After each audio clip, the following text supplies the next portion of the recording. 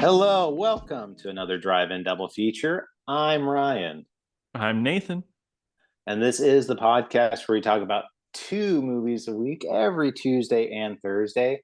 But before I get into anything, we got a Patreon over at patreon.com/ drive-in double feature podcast. Hey, do you like hearing about recent movies?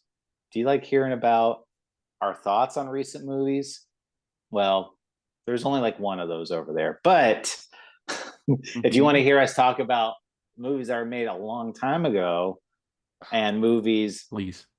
and events that happened after they happened, then that is the place you need to go to because you're going to hear all kinds of our hot takes over there. hmm hmm So please check out the Patreon. It's only $5 a month. It helps support the show.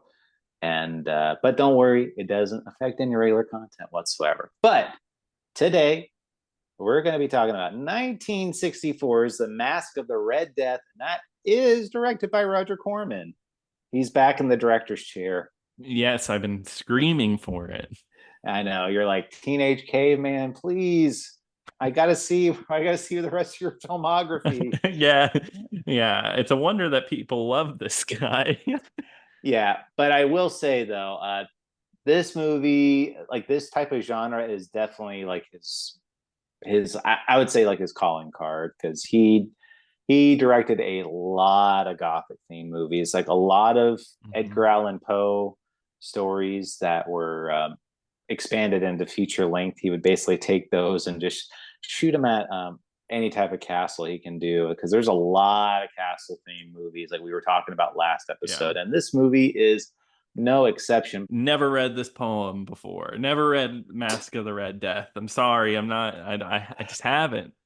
Yes, but no, this movie is a the main character of this movie is a Satanist, played by Vincent Price. He is back. He's back from The Tingler.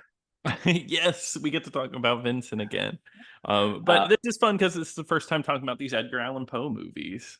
yeah, and I mean, I mean, I joked on the last episode, but other than like a couple of short stories, like The Pit and the Pendulum, Raven, or whatever, it's like I don't have any experience of like novels or anything like hmm that, like or anything. I don't have really a lot of experience with Edgar Allan Poe, and this one though, I mean, it's a very interesting story because it's set during medieval-ish times, like in hmm Italy, and Vincent Price is a Prince Prospero, hmm and he is wickedly evil in this movie.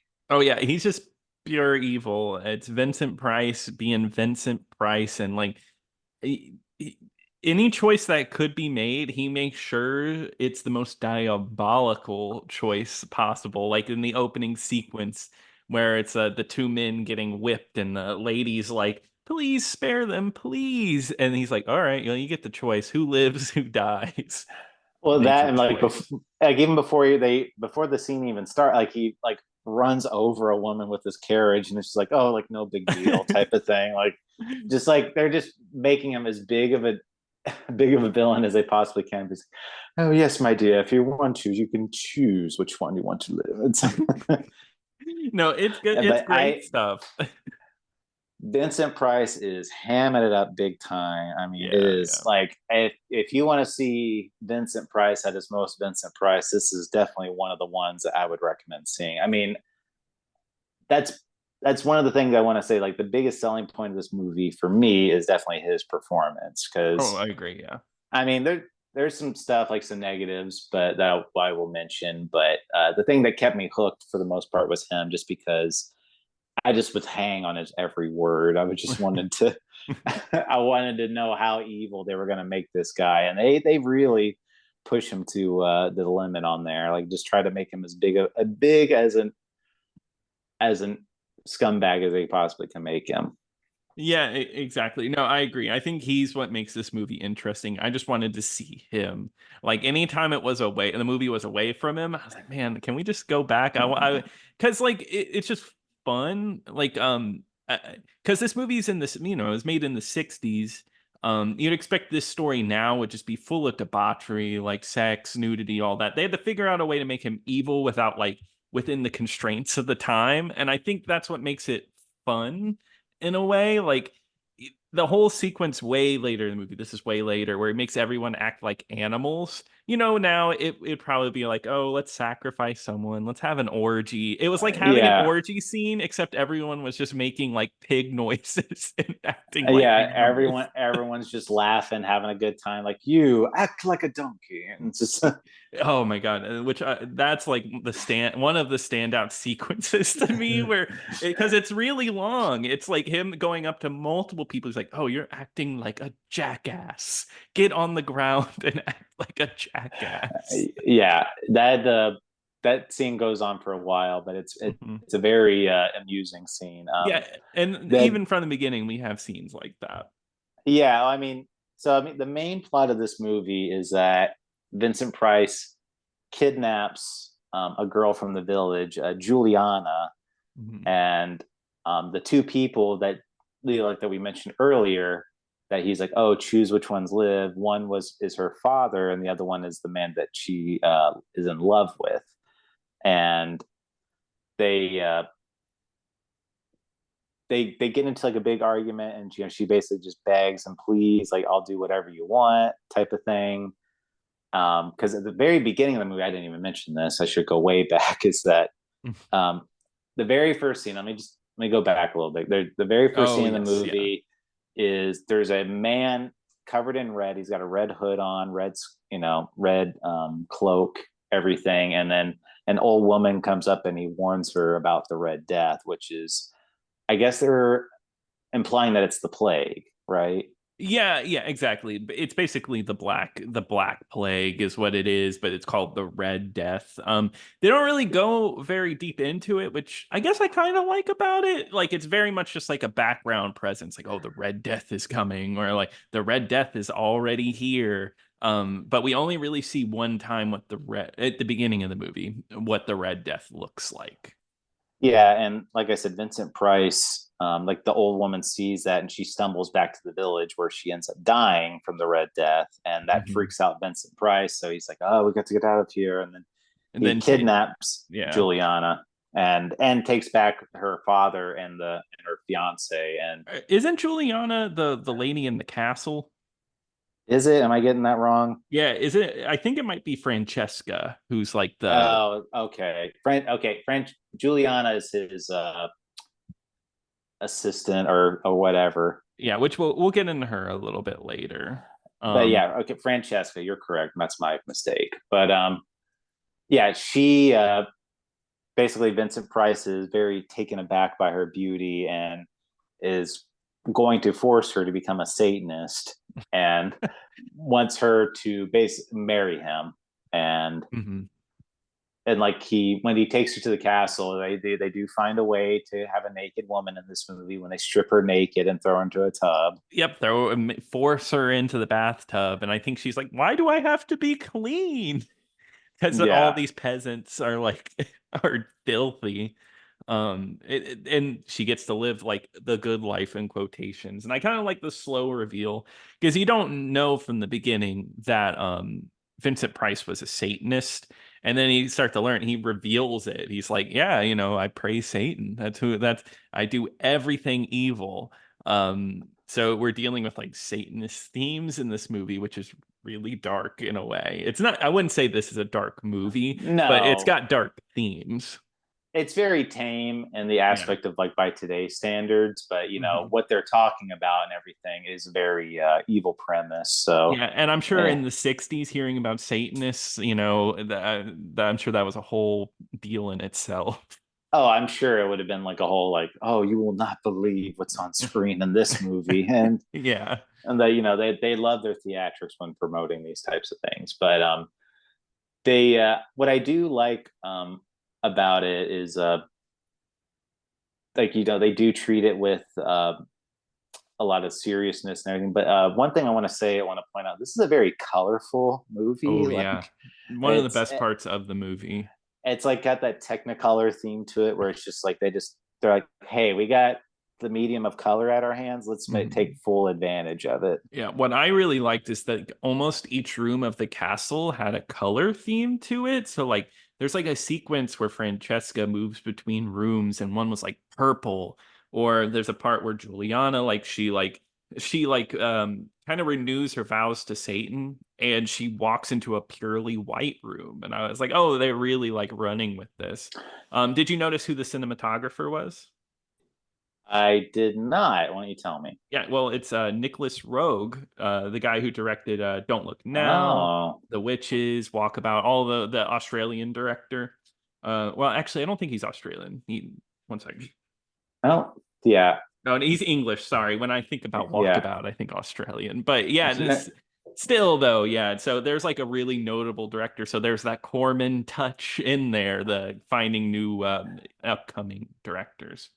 Well, that's why I will say. I mean, like another prop I give to this movie, like it's a very well shot movie. I mean, it looks Mm-hmm. very competent. I mean, It's clean. it's a very nice looking movie. I like looking at it.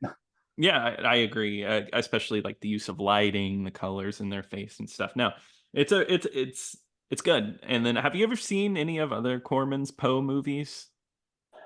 I have not. No. I think this is the best looking of the bunch because I think I've seen almost all of them. I had never seen this one, so I'm happy you picked it. And yeah, this one just is a really like nice looking one. I get why this is like the most popular of the bunch. Yeah, I know because he directed The Raven, right? Yeah, And Pit and the Pendulum. There's like another one that's not coming to mind, not as popular. It was kind of like the Telltale Heart. oh, Um, okay. yeah. Well, but yeah, I mean, it's definitely like he's definitely has a flair for these types of movies where he's just able to make these castles come alive in that very moody type of aspect. Yeah. And did you see where they got this castle from? No, why don't you tell me? Talk about Corman cheap. This is from the movie Beckett. These are leftover sets from the movie Oh, Beckett, the Peter O'Toole movie. well, that makes sense. Yeah. Which is crazy because they still had to do something. I've never seen Beckett. But I can't imagine that movie had rooms that were like painted one color. I wonder if they went in and did that themselves.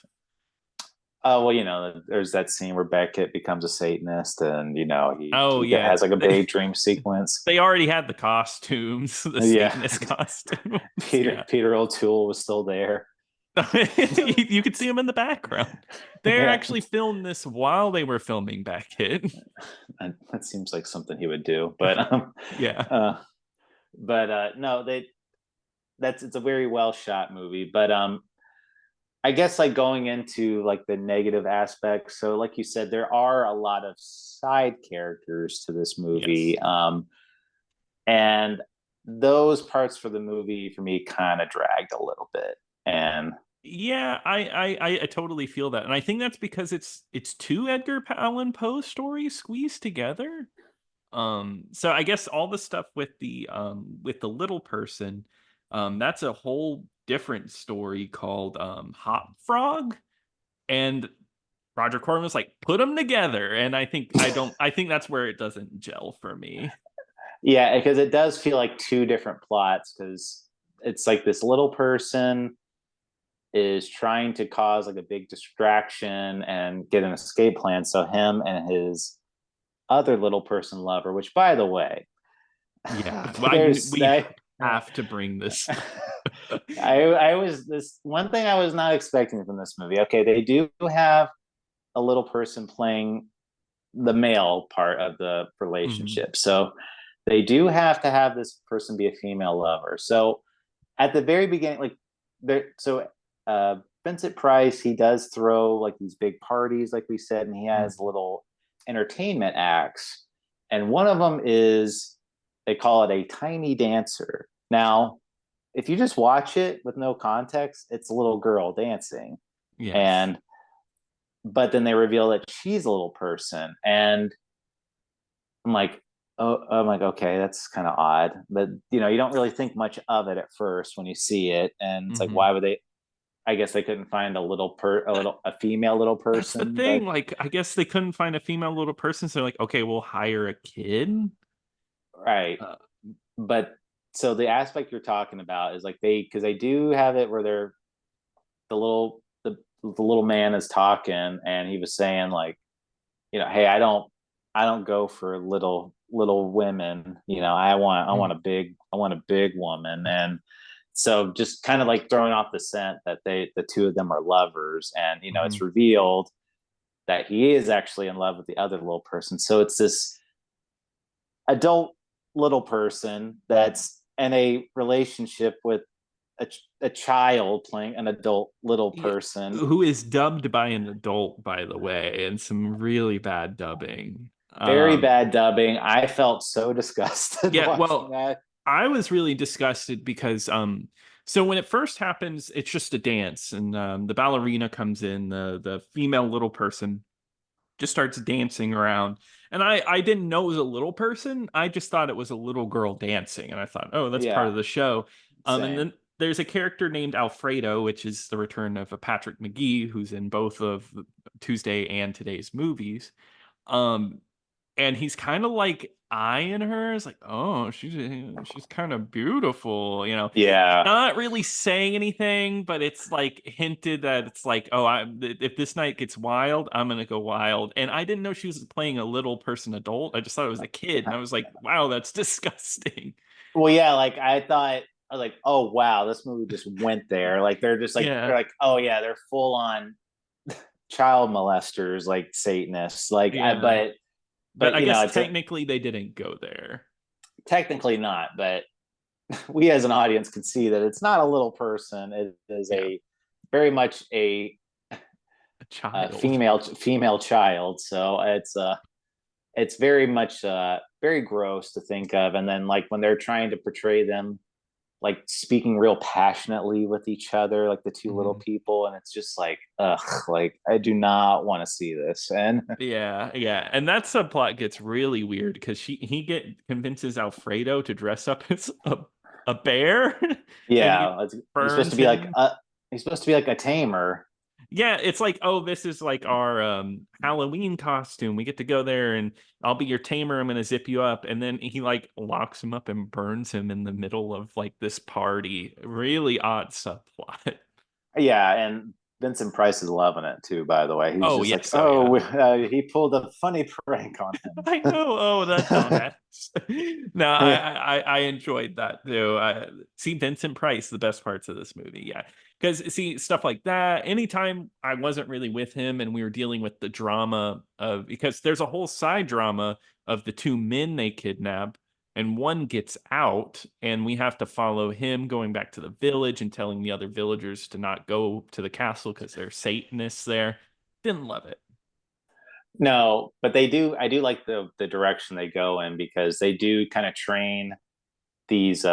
They tell the two men that, hey, you need to train yourselves for combat because you're going to fight to the death later, Mhm. and they refuse to because they're like, I'm not going to strike down somebody that I have no qualms with, or like that I know that they're my friend. Mhm. And so Vincent Price is basically just like, oh well, if you don't, then one of you's going to die anyway. So I'm going to. He leaves a row of 5 knives, and one of them is a poison tip knife, and uh, they have to like cut each other with their forearms to see which one's poison. But Mhm. they don't go through with it because when they get to the final blade, he tries to stab Vincent Price, and Vincent Price just stabs one of them. Yep, just kills him back. And he's like, Yeah, oh, you didn't play the game fairly. yeah. So and then Francesca is basically like, hey, if you let him go, I will marry you, and this Yeah. will just and then but then that guy, I think his name is Gino, I want to say, but Yeah. I but think yes, anyway, yes, Gino. yeah, but he ends up going and finding that the red cloaked person from the Red Death, and Mhm. basically the Red Death person's like, you must go find your inner strength, and we must take him down together. And Mhm. it's very odd. Like you said, I really wasn't really digging those parts, and Mhm. um, they kind of just comes to a head though because Vincent Price is they're about to wed. Mhm. Vincent Price and Francesca, but at the party he does see the red cloaked figure, and Vincent Price is so paranoid by the color red because he's like, I thought I told you not to, nobody wears red at my party. Yeah, yeah, he's like freaking out over it. Also, I gotta say, Francesca, really quickly as an aside, I do like her progression as a character because at first she's very against the Satanist thing, and then by the time of the wedding, anything horrible is going on in front of her, she's just like dead inside. She's like, oh, I just Oh, don't care anymore. that part I did like. She was Yeah. just slowly like just becoming dead inside. It was Uh-huh. just because, like you said, she's like a blubbering mess when she first gets there, understandably, and then by the end of it, like you said, she's watching that guy get burned alive, and she's just staring, and she's like, it's like, oh, you don't seem to mind, my dear, and it's just like, it's like, who cares when I have you, like, like, Yeah, exactly. I really like that. But the movie does build up to that final sequence of unmasking the red masked man, and it's Vincent Price in a dual role before Eddie Murphy did it. I know, it's what a hack. Yeah, right, exactly. Um but no, I like that reveal because like the whole idea is that God, I really like the line. It's really dark. Like at least what's being said, because like Vincent Price says, well, God died a long time ago. That's why I'm praising Satan. Like that's why I work for you, because that's kind of he believes that the guy in the red mask is Satan, who is himself. Yeah, because he thinks it's Satan, and then he's like, oh, I did all of this for you, my lord, like I did all these Hmm. evil acts for you. And he's the red guy is not amused by this at all. He's very much like, it's like, who told you to do any of this? Like, this is not this is not, how do you know this is what I asked for? Yeah, exactly. I like that. Everything he worked for was worth absolutely nothing. And I think he's like, the god, everybody has their own god and all that. It's very interesting talk at the end of the movie. Yeah, they make a big thing about it. And Vincent Price does end up dying because he's been infected by the Red Death himself. Yeah. And he ends up having like a real bloody face at the end. Yeah, exactly. Doesn't like a bunch of people have like the red face at the party? Pretty much everybody's been like infected by the end of the movie. Yeah, and the only one that gets out are Francesca and Gino. Yep.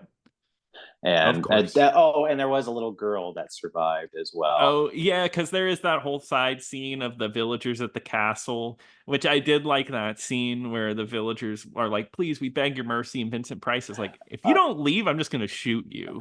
they're oh, Leave. they're like, oh my lord, can you please give us some rations? It's like, oh, like go harvest some more. It's like, we don't have any crops. It's like, oh, well, go harvest some nuts like the squirrels do, or something like. Yeah, And, finding every just reason. just like Uh, does not give a single crap about any of yeah. these people that he's supposed to be lording over. And then Gino almost kidnaps a child because he's like, "Oh, I'm going to take you out from this. You're not going to be in this Satanist castle." And then the guy, like a villager, comes up, is like, "Hey, that's my daughter. You can't take my daughter." Yeah. um we one thing we didn't mention is, like you said, with Juliana, because like that's another side plot of the movie Mhm. where she's slowly becoming more of a Satanist, and Mhm. she finally accepts Satan. And they had like this big long dream sequence where she's like lying on the bed, and these like demons are like running over and like pretending like they're about to like cut her with a blade, and just like Mhm. waving a sword like over her body. And Yeah. but then once she snacks back to reality, she just ends up getting stabbed to death. Yeah, exactly. Also, I think like her mark, I kind of hate it because it's very Corman-y. Her Satanist mark, the upside down cross, just happens to be on her breast, of Oh course. yeah, that's Yeah, right. so it's like, hey, look where it is, guys. So it sounds about right.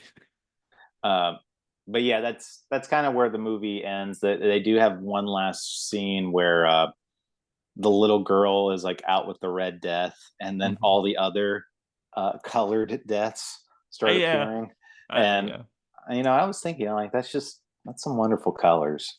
I agree. It is some nice colors, but also it's a nice setup to some sequels later.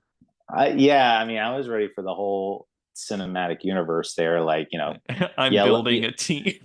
yeah, yellow death, orange death, blue death. Yeah, I think they all deserve their own movies. It may be like something that really ties in all together, a big villain.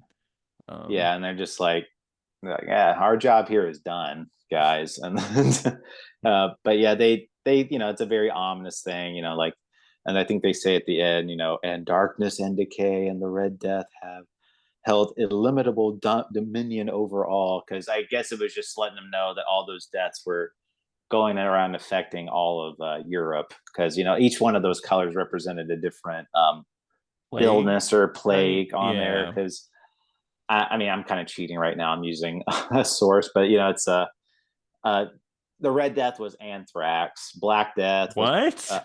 yeah, Okay, I wasn't expecting that. I thought it'd be like the Horsemen of the Apocalypse, whatever, interesting. famine and all that. No, it's Yeah. no. It's so I'm gonna read off each color since we're here. Okay. So Red Death is anthrax. White is tuberculosis. Yellow is yellow fever, so that makes Makes sense. sense. Orange is scurvy. Uh, blue is cholera. Oh, Violet is influenza, and black, of course, is the bubonic plague. That one's the bubonic plague. can't wait for that movie. Yeah, Um, that's gonna be a doozy. but interesting. I guess Corman came out with this. He's not like David Lynch, where he won't tell you what the movie's about. No, he does not. But it's supposed to be a very ominous tone at the very end. But like Yeah, I said, it's supposed to just say, like, all these illnesses kind of wrecked Europe Europe, during that time, during the medieval time periods and all because they that. were So maybe not Satanists, but it's because they didn't freaking take a shower. I mean, if I learned something from right. Doctor No, why don't you guys just take a shower? Just take Jeez. a shower. I mean, they gave her a bath in the castle, and Yeah, she survived at the end of the movie. each one of those people could have taken a bath, would have solved everything. Yep, there we go. That's my lesson learned. But overall, though, I mean, I would say I give it a light recommend. It's there's enough there where I felt it was pretty entertaining with Vincent Price. Like I said, there are some parts that do drag a little bit, but overall, I had a pretty good time with it. No, I recommend it. I thought it was a pretty good movie. Really loved Vincent Yeah, Price. Yeah, no, and it's free on YouTube, so why not watch it? But no, seriously, love the colors, love the look, love Vincent Price. And like you said, some bits drag, but those are very inconsequential to like the whole plot. It's easy to maintain your interest through the main plot. yeah. There's definitely enough of a visual feast there and Vincent Price to keep you entertained. Exactly. But that's gonna do it for Mask of the Red Death. So, Nathan, what are we going to be talking about next time? All right, Ryan. So next Tuesday, we're watching Drive. But not that Oh Drive. yeah, No, that's no, we're not right. rewatching Drive. Sorry. It's hard to explain. Yeah, no, no. We're talking about 1997's Drive, which is streaming right now on Tubi. Well, perfect. I mean, who doesn't like Ryan Gosling? Is You he in might be this one too? disappointed. You might. I Is won't. I won't say yes or no. he was in both? No, but He's in every movie with Drive in the title. but no, 1997's Drive. Perfect. Can't wait. Well, Nathan, we're also going to be talking about another movie on Thursday, which is going to be a movie called Remember My Name, and that is for free on the Internet Archive. Perfect. All right, I'm excited to watch that.